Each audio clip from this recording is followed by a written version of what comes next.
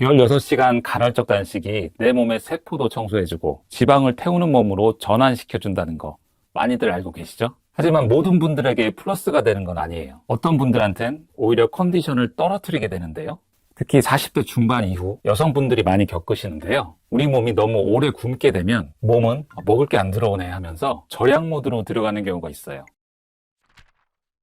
40대 이후 환자분들에게 참 많이 드는 하소연이 있는데요. 예전엔 이 정도 했으면 4, 5kg 확확 빠졌는데 이젠 꼼짝도 안 해요. 적게 먹고 운동하는데도 이젠 더 찌네요. 이런 분들 지금 보고 계시죠? 오늘 바로 그 고민을 해결해 드리는 날이니까요. 해결 방법 끝까지 시청해 주시고요. 아울러 체질별로 살이 빠지지 않는 원인에 대해서 다양한 고민이 있으신 분들은 고정 댓글에 체질별 다이어트 방법을 참고해 주세요.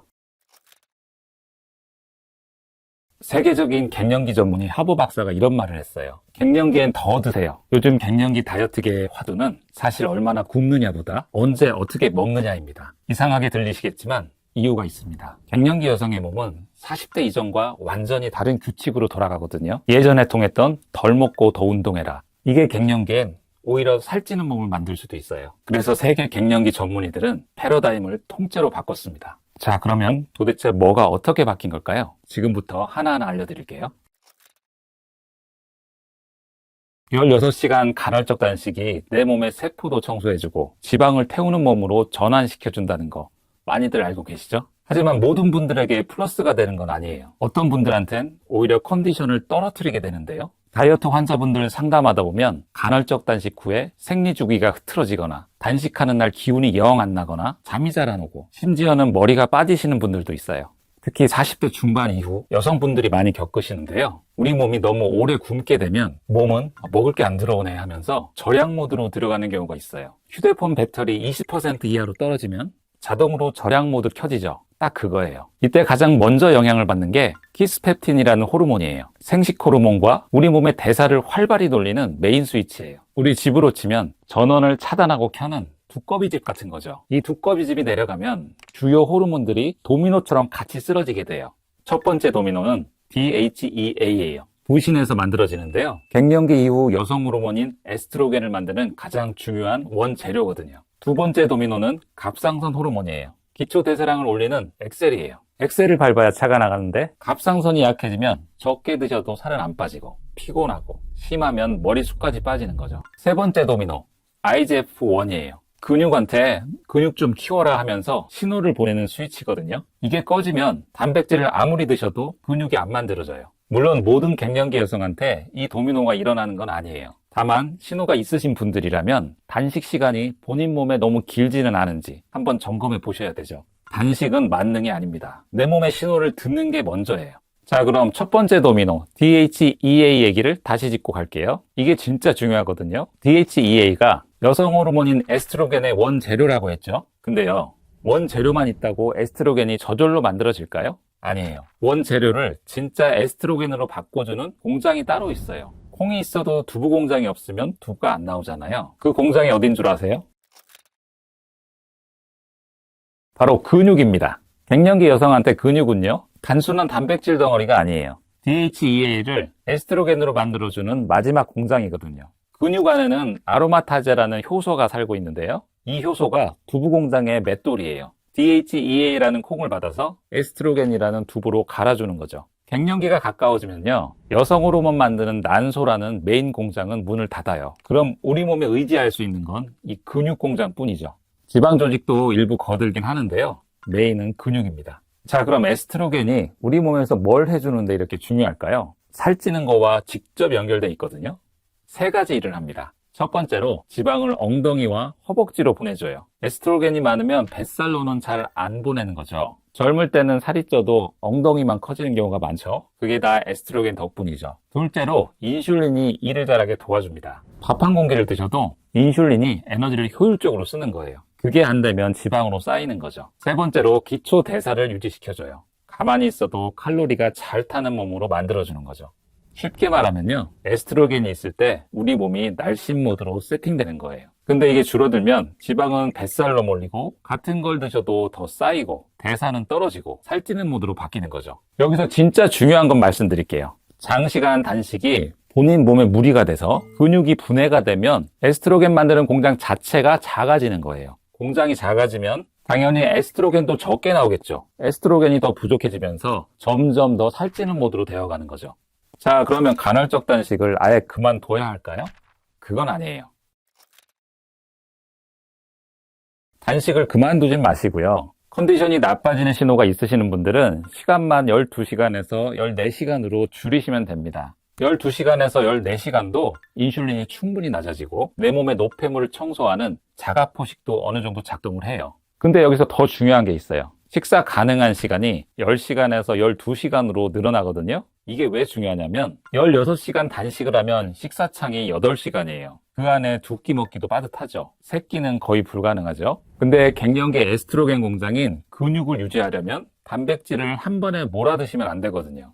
끼니마다 나눠 드셔야 하는데요. 이걸 단백질 페이싱이라고 해요. 자세한 이유는 잠시 후에 말씀드릴게요. 그러니까 12시간에서 14시간 단식이 단식 효과와 단백질 페이싱 둘 다 잡아주는 거예요. 방법은 굉장히 간단합니다. 저녁 7시에 드셨으면 다음날 아침 7시에서 9시 사이에 드세요. 아침을 완전히 굶는 게 아니에요. 조금 늦게 드시는 거죠. 그리고요, 아까 잠깐 얘기했던 단백질을 언제 어떻게 드시느냐 이 설명을 드릴게요. 자, 충격적인 얘기를 하나 해드릴게요. 저녁에 단백질 100g을 드셔도요, 반 이상은 화장실로 빠져나갑니다. 많은 분들이 이런 패턴이세요. 아침에 토스트 한 조각, 점심에 국수 한 그릇, 저녁에 삼겹살 푸짐하게. 이러면 단백질의 하루 총량은 맞을 수도 있어요. 근데요, 근육 합성은 아침, 점심엔 거의 안 일어나고 있을 가능성이 높아요. 여기서 중요한 거 말씀드릴게요. 우리 몸은 단백질을 저금통처럼 모아두지 못해요. 그때그때 써버리는 구조죠. 은행에 100만 원 넣으면 다음 달에도 그대로 남아있죠? 근데 단백질은 그게 안 돼요. 들어온 만큼 그날 다 처리됩니다. 저녁에 100g을 몰아 드셔도 그 한 끼에 못 쓴 단백질은 그대로 빠져나가는 거죠. 근육으로 못 가죠. 자, 그럼 그 용량이 몇 g이냐 하면 끼니당 30g씩 하루 3번 나눠 드시는 거예요. 이걸 바로 단백질 페이싱이라고 합니다. 왜 하필 30g이냐? 이걸 근단백 합성의 역치라고 합니다. 에스트로겐 만드는 근육 공장이 새로 가동되려면요, 한 번에 단백질이 최소 30g은 들어와야 시동이 걸리거든요. 쉽게 말하면 두부 공장의 최소 가동 조건이에요. 콩이 찻숟갈로 한 숟갈씩 들어오면 맷돌을 못 돌려요. 한 번에 한 사발은 들어와야 오케이 돌리자 하고 시동이 걸리는데 그게 30g인 거죠. 그래서 같은 90g을 드셔도 한 번에 90g인 거랑 30g씩 3번은 결과가 완전히 다른 거예요. 90g은 시동이 한 번 걸리고 단백질의 효과도 90g의 3분의 1만 효과를 받았다면 30g씩 나눠서 드시는 경우 시동이 3번 걸리고 3번 더 효과를 받는 겁니다. 단백질은 저금통이 아닙니다. 나눠 드시는 게 답입니다. 자, 그럼 30g을 어떻게 채우냐? 한식만으로도 끼니당 30g 충분히 채우실 수 있어요. 아침 단백질이 어렵다고 하시는데 제 실제 아침 식단을 공개해 드릴게요. 삶은 계란 2개, 두유 1팩, 그리고 그릭 요거트 1컵. 이게 끝입니다. 합쳐보면 단백질 30g이 충분히 넘죠? 삶은 계란이나 구운 계란이 냉장고에 들어있다면 3분이면 준비가 끝나겠죠. 간단하죠? 점심, 저녁은요? 우리 한식만으로도 단백질은 충분합니다. 콩, 된장, 청국장, 두부, 거기에 고기, 생선까지. 점심엔 된장찌개에 두부 100g 넣고 계란말이 곁들이면 또 30g이 가뿐해요. 저녁엔 고등어 한 토막이나 닭가슴살, 그것만으로도 충분합니다. 그리고 단백질에 대한 중요한 정보 하나 또 알려드리면요, 단백질이 부족해지면 근육이 부족해지는 것뿐만 아니라 온몸의 염증 지표도 상승한다고 해요. 최근 뉴트리언츠 저널 연구에서 확인이 됐는데요, 단백질 잘 드시는 게 우리 몸 염증을 줄여주는 가장 강력한 항염증 식단입니다. 근데 단백질을 진짜의 에스트로겐 만드는 공장으로 연결시키려면 한 가지가 더 필요해요. 자, 그 한 가지가 뭐냐면 바로 근력 운동이에요. 갱년기엔 걷기만으로 부족해요. 무거운 걸 좀 드셔야 돼요. 근육에 자극을 주는 게 왜 그렇게 중요한가 하면요, 진짜 놀라운 연구 2개를 보여드릴게요. 첫째로 근력 운동이 호르몬 약과 비슷한 골밀도 효과가 있었어요. 폐경 여성은 1년간 추적한 무작위 대조군 연구가 있었는데요, 척추 골밀도 변화를 본 거예요. 근력 운동이라고 할 수 있는 저항 운동만 했는데 척추 골밀도가 유지됐어요. 더 놀라운 건 뭔지 아세요? 여기에 호르몬 대체요법을 추가해도 근력 운동 단독으로 한 것 대비해서 추가 이익이 없었다는 거예요. 쉽게 말하면 약 안 먹고 운동만으로도 호르몬 약 먹은 효과가 나타났다는 거죠. 둘째로 근력 운동이 인슐린 저항성을 의미 있게 개선시켜요. 폐경 여성 메타 분석에서 확인됐는데요, 저항 운동이 인슐린 저항성 지표를 의미 있게 떨어뜨렸어요. 쉽게 말하면 같은 밥 한 공기를 드셔도 살이 덜 찌는 몸으로 바뀐다는 거죠. 근육이라는 공장이 에스트로겐만 만드는 게 아니거든요. 혈당 조절 공장 역할도 합니다. 운동 방법은 헬스장에서 많이들 해보셨죠? 주 3회 정도가 좋고요. 세트당 12회에서 15회 정도 하시면서 한두 번 더는 힘들겠다, 이런 강도로 해주시면 좋아요. 꼭 헬스장에 가지 않으셔도 집에서 스쿼트만 열심히 하셔도 충분합니다. 근력 운동은요, 갱년기의 천연 호르몬입니다. 근데요, 운동으로 뼈를 지키시려면 영양제도 같이 챙기시면 좋은데요. 특히 비타민 D예요. 그런데 여기서 주의하실 점이 잘못 드시면 뼈로 안 가고 혈관에 쌓일 수 있거든요.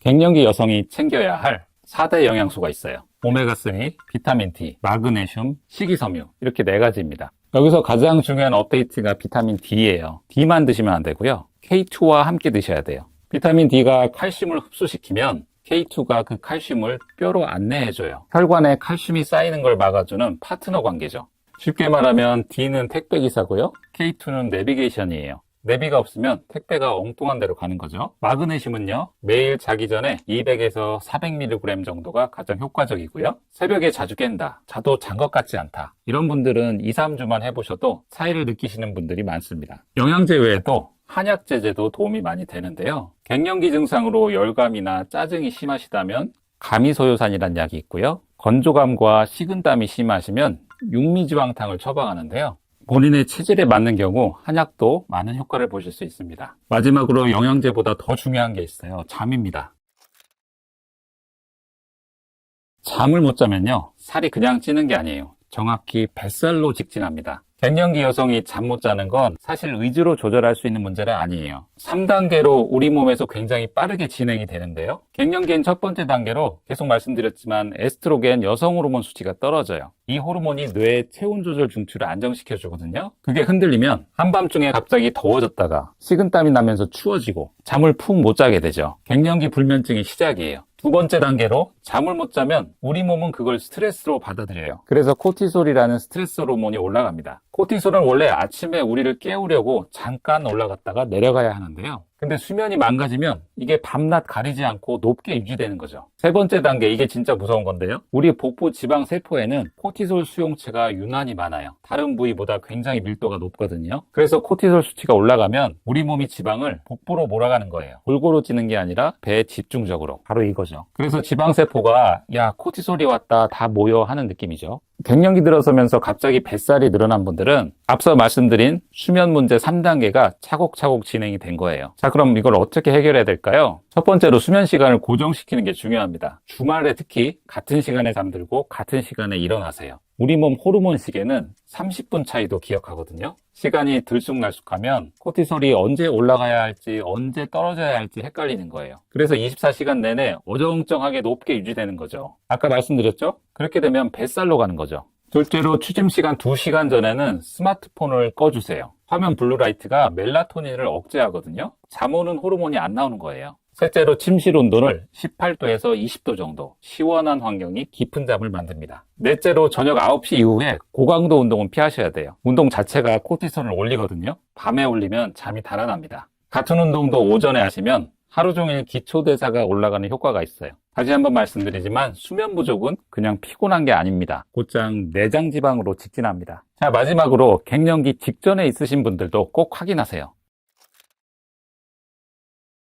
갱년기 관리 폐경 오고 나서 시작하면 너무 힘들 수 있어요. 35세부터 48세까지 7년에서 10년 동안 에스트로겐이 오르락내리락 하는 롤러코스터를 타거든요. 한국 여성 평균 완경 연령이 49.9세니까요. 40대 초반부터 에스트로겐 롤러코스터 구간에 들어가는 분들이 많겠죠. 근데요, 많은 분들이 나는 생리 잘 하니까 괜찮아, 이렇게 생각하면서 방치하면 정말 힘든 갱년기를 보낼 수 있습니다. 첫 신호가 생리 변화가 아닐 수 있어요. 피로감, 머리가 안 돌아가는 느낌, 불안감, 이런 게 먼저 오는 경우가 많거든요. 하버 박사는 이걸 NFLM이라고 불렀어요. Not feeling like myself. 내가 나 같지 않는 느낌이죠. 이 시기에는 LDL 콜레스테롤이 평균 20% 오르고요. 내장 지방이 굉장히 빨리 쌓이는 경향이 보고됐어요.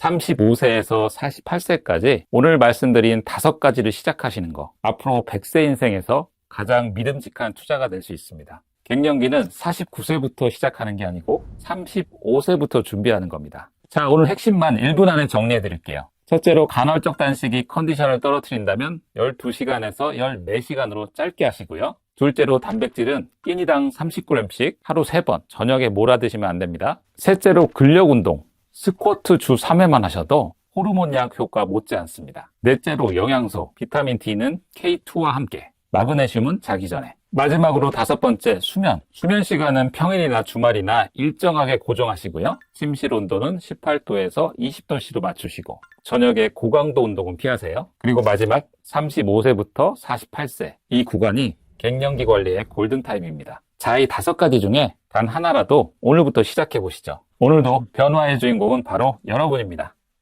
화이팅!